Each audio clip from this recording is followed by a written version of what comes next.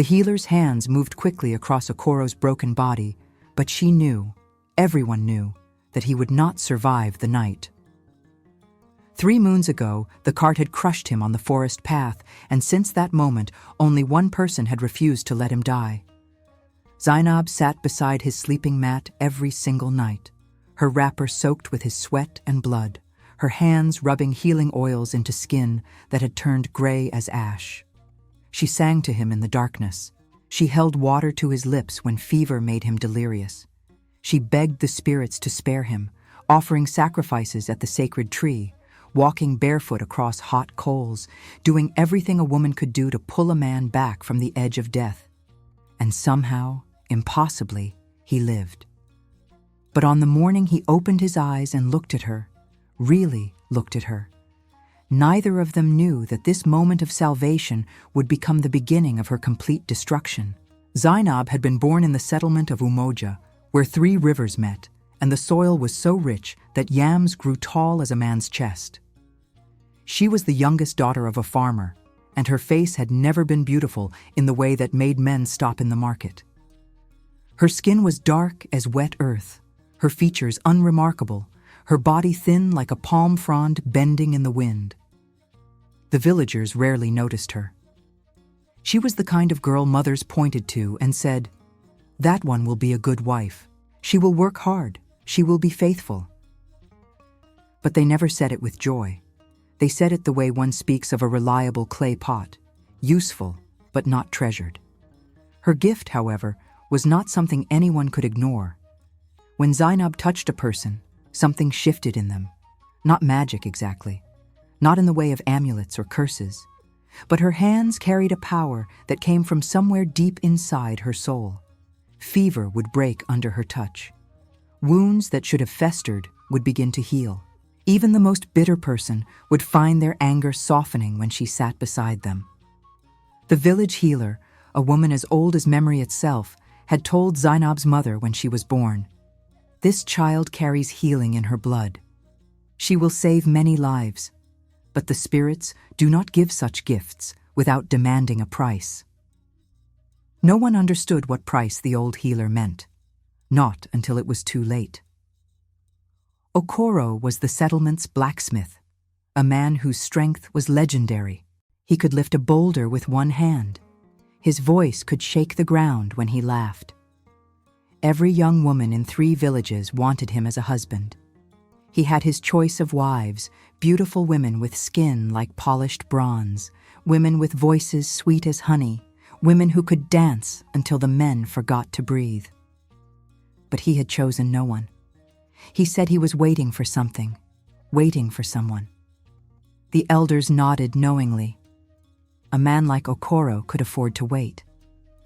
Then the accident happened on a day when the sky was clear and the spirits seemed quiet. Okoro was traveling to the neighboring settlement to trade iron tools when the merchant's cart, heavy with goods, pulled by stubborn donkeys, came around the forest bend too quickly. The driver lost control. The cart crushed Okoro's legs, his ribs, his left arm. He lay bleeding on the forest path, and the merchants fled in panic, too afraid of the curse of death to stay. The hunters found him an hour later and carried him to the village healer. But the old woman looked at his shattered body and shook her head. "He will not last the night," she said. "The spirits have already claimed him. His time is finished." That was when Zainab came forward. "I will stay with him," she said quietly. The healer's eyes widened. She looked at this unremarkable girl with her dark, common face and her thin body, and something ancient flickered in her expression. "Do you understand what you are offering?" she asked. "To sit with someone who is dying is to carry their suffering into your own body. You cannot heal him, child. No one can. Do not throw your life away for a man who is already lost." But Zainab was already kneeling beside Okoro's mat.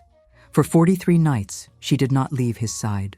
She cleaned his wounds with water from the river, her hands never trembling, even when his skin burned with fever so intense that steam seemed to rise from his body. She sang the old songs, the ones her grandmother had taught her, songs that the spirits remembered from before the world was made. She offered the spirits gifts: palm wine, kola nuts, the finest cloth she owned, even strands of her own hair, anything they might accept as payment for his life. And on the 44th night, his fever broke.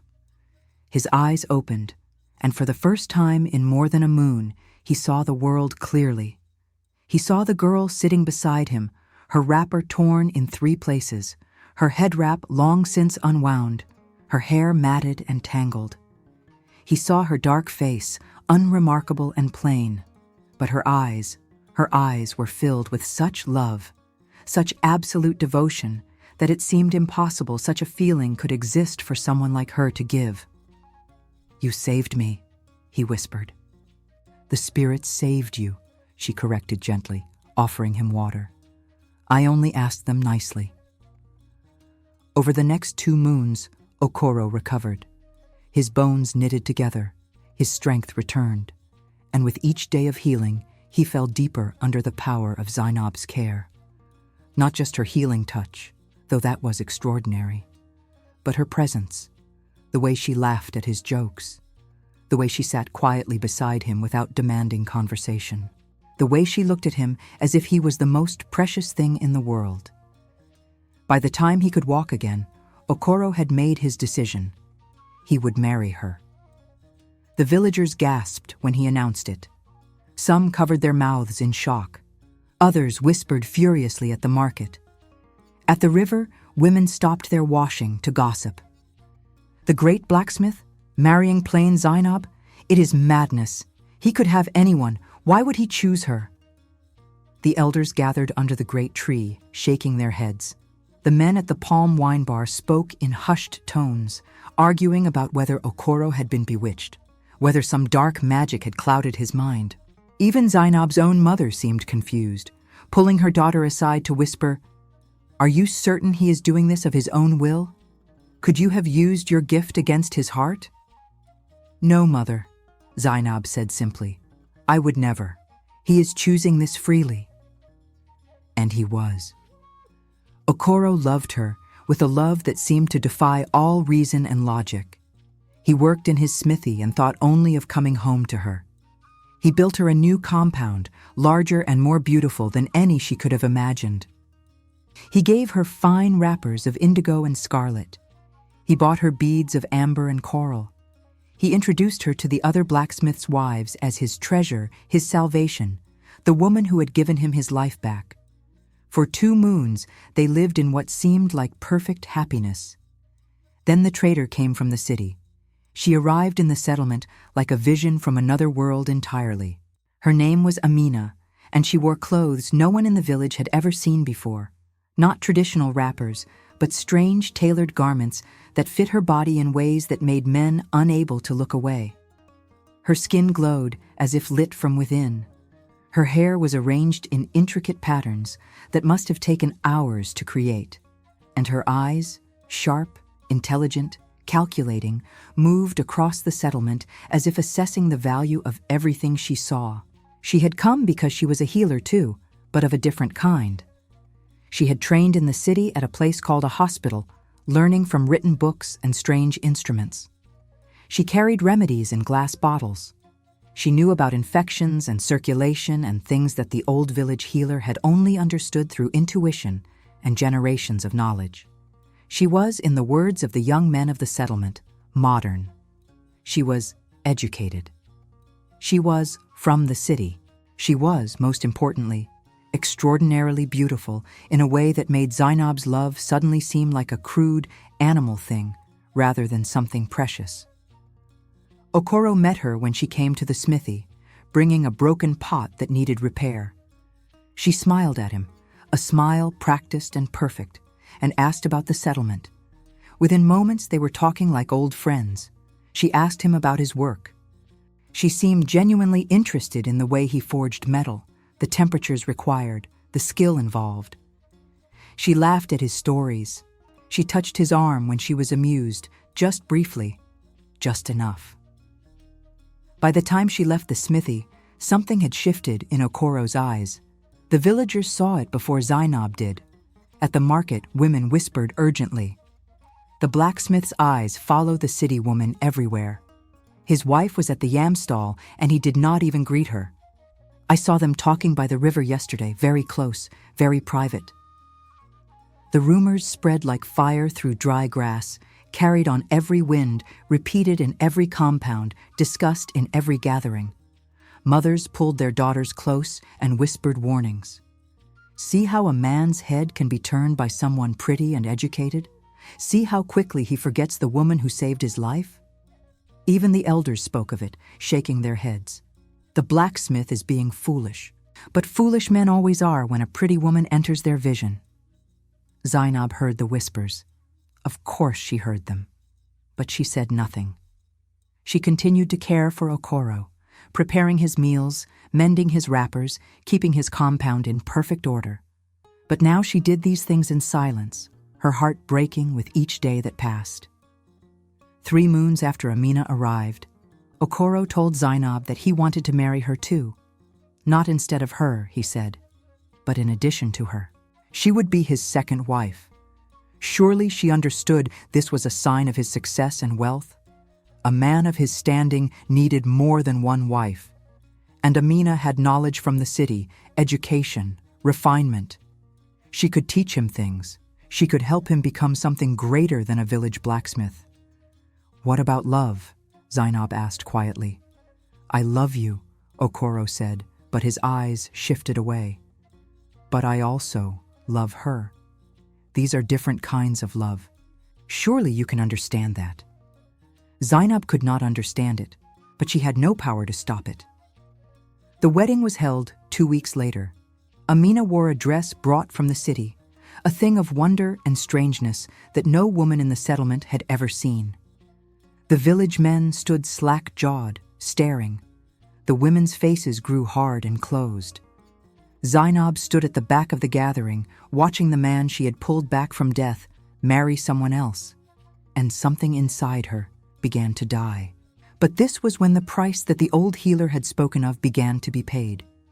Zainab's gift, her extraordinary power to heal others, had always existed in balance with something else, something that had been dormant in her blood, waiting.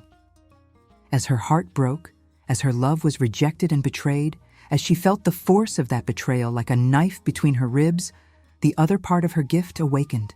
Everything she had poured into Okoro, all the healing, all the love, all the devotion, began to reverse itself. It started with small things. The merchants who came to buy from Okoro's smithy found that his tools no longer held their edge. Metal that should have been strong cracked under use. The spears he forged would shatter in battle. His reputation, built over years, began to crumble. The other blacksmiths whispered that he had lost his skill, that the spirits no longer blessed his work. But it went far deeper than his craft. Okoro's strength, which had been legendary, began to fade. His muscles, so powerful that men had marveled at them, withered like drying meat. He developed a cough that would not leave him. His skin began to turn gray. Within a moon, the great blacksmith who had once lifted boulders could barely lift a hammer. And Amina, watching this happen, began to understand what she had married. She tried to leave him. She packed her city clothes and her glass bottles and her refined ways and announced that she was returning to the city, that she had made a mistake. But the moment she stood to go, she felt it, something invisible and terrible wrapping around her heart like a chain. She could not take a single step toward the door. She was trapped, bound to the compound, bound to the dying man on the mat. The villagers watched with grim satisfaction. At the river, the women spoke with knowing tones. See, this is what happens when a man forgets the woman who saved him. This is what happens when he chooses a pretty face and city ways over loyalty and true love. At the market, the merchants nodded to each other. The blacksmith is being punished. The spirits do not forget such betrayal. Zainab heard all of this, and part of her was glad. Part of her wanted him to suffer as she was suffering. But the larger part of her, the part that had spent 43 nights nursing him, the part that had offered sacrifices and sung prayers, that part was breaking into pieces. One night, the old healer came to her hut. She stood in the doorway, ancient and terrible, her eyes glowing faintly in the darkness, and she spoke words that seemed to come from the earth itself. "You have always known," the healer said, "that power always has a price. You were given the ability to heal because the Spirit saw a pure heart in you. But every gift of that magnitude carries a shadow, the power to undo, to break, to destroy, and now that power is awakening." "Can I stop it?" Zainab asked, her voice hollow. "You can," the healer said, "but not in the way you hope. You cannot make him love you again. You cannot undo his choice. What is done cannot be undone. But you can choose what you do with the power that is burning inside you." "What do you mean?" The old woman moved closer, and Zainab could smell something ancient and wild, like forests that had never known human feet. The gift of healing and the power of destruction are two sides of the same coin. You saved him once. You can save him again, not by loving him, but by releasing him, by choosing, with your own will and your own heart, to let him go. Only then will the curse that is consuming him begin to lift. Only then will you be free. "If I do this," Zainab whispered, "then what happens to me?"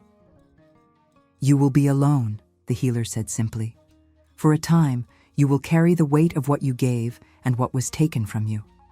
But your healing gift will stabilize. It will no longer turn to destruction, and you will understand a truth that few women ever learn, that love freely given is not measured by how it is returned. You saved his life not because he would thank you, or marry you, or love you in return. You saved his life because that is who you are, and that is a thing of true power." Zainab knelt beside Okoro's sleeping mat that night and made a choice. She placed her hands on his chest, not with the intention of healing, not with the desperate desire to make him love her again, but with something far more difficult, with release. She felt her power flow out of her, not to save him, but to free him, to break the chains of the curse that his own betrayal had created. She sang the old songs again, but this time they were not songs of desperation. They were songs of letting go. By morning, Okoro's fever had broken. The gray color faded from his skin. His strength began slowly to return. And when Amina saw that he was healing, she found that she could move again. She packed her things and left for the city without a backward glance, her last words to him a curse that he was nothing but a fool who had ruined his own life. Okoro lived. He recovered fully. But he was not the same man. Something had broken inside him that could never be repaired. He lived out his days as a solitary figure, avoiding company, his smithy falling into disrepair, his reputation never recovering. As for Zainab, she walked a different path. She became the settlement's healer, apprenticing fully under the old woman who had guided her. She learned to use her gift with wisdom and without need for gratitude or return. She healed those who came to her without attachment to whether they would love her or thank her or remember her. She understood that her power was not meant to buy affection or guarantee loyalty. It was meant simply to be used freely and without expectation. Many men came to her compound hoping to marry her after her heartbreak became known. They thought they were rescuing her, healing her own wounded heart. She turned them all away gently, choosing instead a life of service to the settlement. She wore simple wrappers and no jewelry. She lived alone, but never lonely, surrounded by gratitude that she did not need and had not asked for. And the village learned a lesson they whispered to their daughters for generations to come. The elders gathered under the great tree and spoke in grave tones. Remember the blacksmith's betrayal and the healer's heartbreak. Remember that a woman's love, given freely and purely, is a power greater than any beauty or education or wealth. And remember that when such love is thrown away, the consequences reach far beyond the moment of betrayal. They extend into the very soul of the one who commits the sin. Mothers pulled their daughters close and told them, "See how Zainab's gift was corrupted not by her own heart, but by his cruelty. See how a man who forgets what a woman has sacrificed carries a curse that no amount of wealth or beauty can lift? Choose carefully the man you give your heart to, for if you give it purely and he betrays it, both of you will pay a price that neither of you can afford. And the village women, gathering at the river and the market, repeated the story until it became legend. The story of the healer who loved unwisely, and the blacksmith who threw away salvation, and the old woman in the forest who reminded them all that power always exacts its price, and that the greatest power of all is not in holding on, but in knowing when and how to let go. And so they lived, each in their own way, with the weight of their choices upon them. The end.